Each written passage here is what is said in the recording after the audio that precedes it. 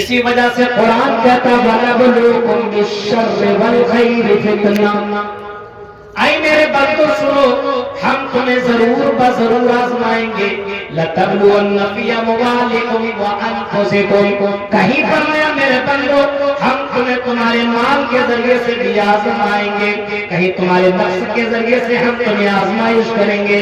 کہیں فرمایا وَنَبْلُوكُمْ بِالشَّرِّ وَالْخَيْرِ فِتْنَةً، اے میرے بندو کبھی ہم تمہیں شر کے ذریعے سے اور کبھی خیر کے ذریعے سے ہم تمہاری آزمائش کریں گے. ہم تمہیں چیک کریں گے، ہم تمہیں آزمائیں گے، ہم تمہیں جانچیں گے، ہم تمہیں پرکھیں گے، ہم تمہارا امتحان لیں گے. شر اور خیر دونوں طریقے سے ہم تمہاری آزمائش کریں گے. دنیا کے اندر ہم تمہیں آزماتے رہیں گے. اور پھر فرمایا اے میرے بندو یہ بھی سن لو، ہم تو تمہیں آزماتے رہیں گے، آزمائش کرتے رہیں گے. اس آزمائش میں جو کامیاب ہو گیا اور جو آدمی اس آزمائش کے اندر ناکام ہو گیا وَإِلَيْنَا تُرْجَعُونَ، اے میرے بندو لوٹ کر کے میرے ہی پاس تمہیں آنا ہوگا. آج نہیں تو کل دنیا کو چھوڑ کر کے اللہ کے پاس جانا پڑے گا. جن جن چیزوں سے تمہیں آزمایا گیا اگر تم اس میں کامیاب ہو گئے تو اللہ کہتا ہے میرے بندو ہم تمہیں بہترین بدلہ دیں گے، اور اگر تم ناکام ہو گئے تو اے میرے بندو سنو، اگر میری آزمائش میں تم ناکام ہو گئے تو مرنے کے بعد تیرا انجام برا ہوگا.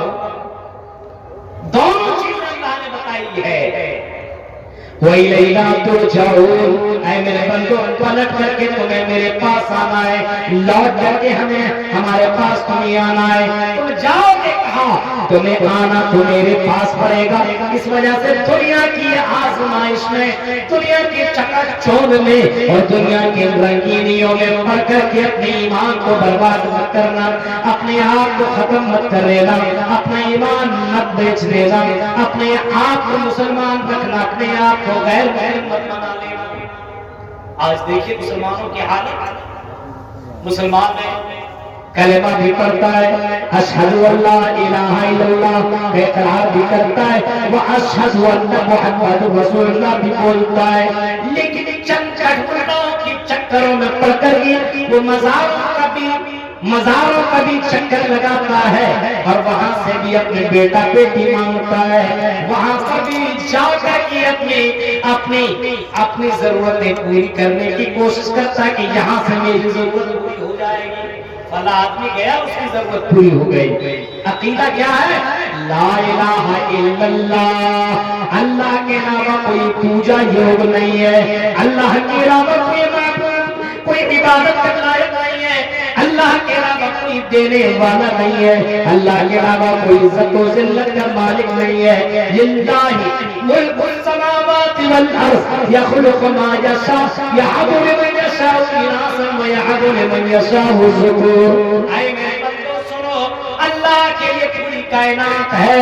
یخلق ما یشاء، جو اللہ چاہتا پیدا کرتا ہے. یہب لمن یشاء اناثا، اللہ جسے چاہتا بیٹیاں ہی بیٹیاں دیتا ہے. ویہب لمن یشاء الذکور، اور فرمایا جسے اللہ چاہتا بیٹا ہی بیٹا دیتا ہے. کوئی بابا، کوئی پیر، کوئی ولی، کوئی بزرگ، کوئی ملا، کوئی بیٹا بیٹے دینے والا نہیں ہے. عقیدہ اتنا مضبوط کر لو کہ اللہ تعالیٰ اگر بیٹا بیٹی دینا چاہے تو دنیا کی کوئی طاقت روک نہیں سکتا ہے، اور اگر نہیں دینا چاہے تو دنیا کی کوئی بھی پیر، ولی، بزرگ، ڈاکٹر، دنیا کی کوئی طاقت، کوئی ہستی تمہیں کوئی اولاد نہیں دے سکتی. میرے بھائیوں، کیونکہ اللہ تبارک و تعالیٰ کے پاس یہ پاور ہے اور اس کے علاوہ کسی کے پاس پاور نہیں ہے. وہی اللہ ان چیزوں کا مالک ہے. عقیدہ اتنا مضبوط ہونا چاہیے کہ ہم چند بہکاؤں کے چکر میں نہ پڑے. ابھی میں گیا تھا دلی، یہ جمعہ کا خطبہ میرا دلی میں تھا اور وہیں پہ میرٹھ میں میرا پروگرام تھا. اسی جگہ پہ میں جب میٹرو سے سفر کر رہا تھا تو 4 عورتوں کو میں نے دیکھا. ایک مسلم عورت تھی، اس کے ساتھ ایک بچی تھی. اس بچی شاید بیمار ہوگی تو وہ مسلم خاتون سے وہ غیر مسلم خاتون کہہ رہی ہے کہ کچھ کرنے کی ضرورت نہیں ہے، وہ میلہ لگا ہوا نا، مہاکمبھ میلہ، وہاں ایک سے ایک بابا آیا ہوا ہے، ایک سے ایک، وہاں چلے جاؤ مسئلہ حل ہو جائے گا، ڈبکی لگا لو اور وہاں سے جو کچھ مانگو گے تمہیں مل جائے گا۔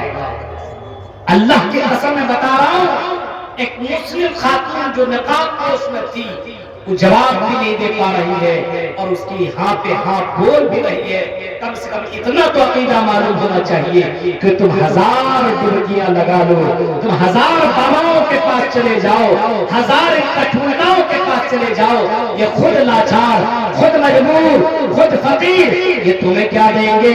ضعف الطالب والمطلوب، فرمایا مانگنے والا بھی کمزور اور جس سے مانگا جا رہا ہے یہ بھی کمزور، اب مانگنے والا بھی کمزور، جس سے مانگا جا رہا ہے وہ بھی کمزور۔ جب کمزور سے مانگ رہا ہے تو میرے بھائیوں بتاؤ یہ اولاد کیسے دے سکتا ہے، یہ بیماری دور کیسے کر سکتا ہے؟ عقیدہ آج مسلمانوں کا اتنا کمزور ہو چکا ہے اور خاص کر کے عورتوں کا عقیدہ بہت ہی زیادہ کمزور۔ ہمارے یہاں اگر کسی کی شادی ہو گئی 2-4 سال تک اگر لڑکا لڑکی نہ ہو تو تانا اسی عورت کو سننا پڑتا ہے، مرد کو نہیں، عورت کو سننا پڑتا ہے کہ ایسی عورت کا بچہ نہیں جل پا رہی ہے، بانجھ ہے، یہ ہے وہ ہے، اور خاص کر کے دوسرے چھوڑو اسی کی ساس اس کو طرح طرح کے ٹارچر کرتی ہے۔ میرے بھائی جو کتنے واقعات سننے کو مجھے ملے اور کتنی خبریں مجھے ملی، کتنی لڑکیوں نے فون کر کے بتایا کہ مولوی صاحب بتاؤ میری اس میں کیا غلطی ہے، میں کیا کروں، میری کیا غلطی ہے، بچے نہیں ہو رہے تو میں کیا کر سکتی ہوں، میرا شوہر بھی مجھ سے ناراض ہے، میری ساس بھی مجھ سے ناراض ہے، میرا سسر بھی مجھ سے ناراض ہے، میرے سسرال والے طرح طرح کے ہم سے مانے دیا کرتے ہیں، بتاؤ مولانا میں کیا کروں۔ ایک نے کہا کہ میرے سسرال والے کہتے ہیں چلو چلا بابا کے پاس، اور ہم اہل حدیث ہم آپ سے مولانا کی تقریریں بھی سنا کرتے ہیں، ہم نے کہا کہ نہیں جائیں گے، وہ کہتی ہیں اگر نہیں جاؤ گے تو تمہیں طلاق دے دیا جائے گا۔ سوچو حالات کتنے بدل چکے ہیں اور میرے بھائیوں عقیدہ کتنا کمزور ہو چکا ہے۔ آج مسلم گھرانے کی لڑکیوں کی شادی جو غیر مسلک بریلیوں اور ان عقائد والوں کی جب شادی کر دی جاتی ہے، ان لڑکیوں کو ٹارچر کر کے شرک کرنے پر مجبور کر دیا جاتا ہے، باباؤں کے پاس جا کر کے سر جھکانے پر مجبور کر دیا جاتا ہے۔ اے قدم اللہ کبھی قرآن کی آیتوں کو پڑھ لیا کرو اور اپنا عقیدہ مضبوط کر لیا کرو۔ میرے بھائیوں اللہ تعالیٰ اولاد اگر دینا چاہے تو 80 سال کی عمر میں بھی اولاد دے سکتا ہے، اور دیا۔ قرآن کریم کے اندر بے شمار آیتیں موجود ہیں۔ حضرت زکریا علیہ السلام کا واقعہ آپ کو معلوم ہے، بال سفید، قرآن کی آیت پڑھیے آپ، بال سفید، حضرت زکریا کا بھی یہی حال تو ان کی بیوی کا بھی یہی، بال سفید، بالکل جھریاں، ہڈی کمزور ہو چکی ہے۔ اور حضرت مریم کو جب دیکھا حضرت زکریا علیہ السلام نے کہ بغیر موسم کے پھل اسے لا کر کے کہاں سے مل رہا ہے، جب پوچھا اے مریم یا مریم انا لک ھذا، اے مریم بتاؤ یہ تمہیں پھل لا کر کے کون دیتا ہے؟ مریم جواب دیتی ہے قالت هو من عند اللہ، یہ پھل جو تمہیں دکھائی دیتا ہے بغیر موسم کا پھل، آئی زکریا میرے خالو سنیے یہ کوئی دوسرا لا کر کے دیتا نہیں ہے، یہ تو اللہ کی طرف سے مجھے رزق مل رہا ہے، یہ اللہ کی طرف سے مجھے روزی مل رہا ہے۔ جب زکریا علیہ السلام نے دیکھا کہ بغیر موسم کے پھل اللہ تعالیٰ دے سکتا ہے، تم نے بوڑھا ہو چکا تو کیا ہوا، میری بیوی بوڑھی ہو گئی ہے تو کیا ہوا، اللہ مجھے بھی اولاد دے سکتا ہے۔ اللہ تبارک و تعالیٰ کے سامنے اس بندے نے زکریا علیہ السلام نے اپنے ہاتھ میں پھیلایا، وَزَكَرِيَّا إِذْ نَادَىٰ رَبَّهُ رَبِّ لَا تَذَرْنِي فَرْدًا وَأَنْتَ خَيْرُ الْوَارِثِينَ۔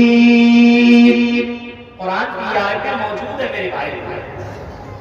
زکریا علیہ السلام نے ایسے موقع پر اللہ کو پکارا، نماز کی حالت میں پکارا، هُنَالِكَ دَعَا زَكَرِيَّا رَبَّهُ إِذْ نَادَىٰ رَبَّهُ رَبِّ لَا تَذَرْنِي فَرْدًا، هُنَالِكَ زکریا ربا، حضرت زکریا نے اپنے رب کو پکارا، کسی بابا کو نہیں، کسی ولی کو نہیں، کسی بزرگ کو نہیں، کسی کو نہیں، پکارا تو دعا ربہ، اپنے رب کو پکارا. وہ زکریا اذ نادى ربہ، یہاں بھی اپنے رب کو پکارا، ہر جگہ اپنے رب کو پکار رہا ہے.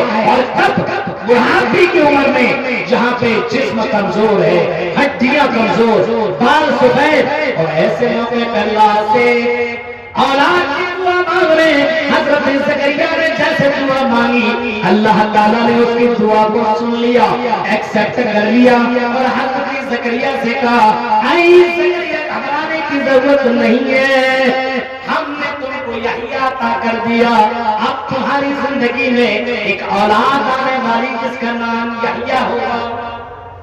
حضرت زکریا کو اللہ تعالیٰ نے 80 سال کی عمر میں یحییٰ. حضرت ابراہیم کا واقعہ معلوم، اس کی طرف میں جانا نہیں چاہ رہا ہوں. بتانے کا مطلب یہ ہے میرے بھائیو کہ عقیدہ ہمارے طرح کمزور 5 سال ہوا نہیں، یہاں دوڑا وہاں دوڑا، یہاں بھاگا وہاں بھاگا. میرے بھائیو ہو سکتا ہے کہ ابھی بچہ اور کبھی